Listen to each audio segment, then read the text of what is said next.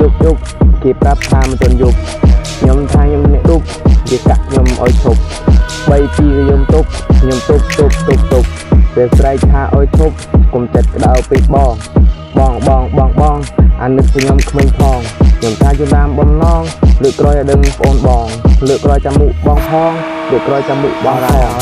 បងតាមតអចំហាយចង់វាយ3គោចាយកុំមកចាបងក្តៅហាយជិះទៅតាមផ្លូវទេហាយជុំម៉ូតូដាក់វាបាច់ចាយរົບមកទៅពេលរົບម៉ាយជីវិតมันក៏នឹងពេកហើយទោះជិះវិញតែមិនជប់ហើយតែចិត្តមិនទាន់ឈប់ឡើយនៅមានរឿងជាងគេនៅឡើយតែចិត្តមិនទាន់ឈប់ឡើយខ្ញុំប្រាប់ខ្លួនឯងរួចហើយថាចិត្តមិនទាន់ឈប់បានឡើយពេលនេះខ្ញុំចង់បកក្រោយតែវាហួសពេលហើ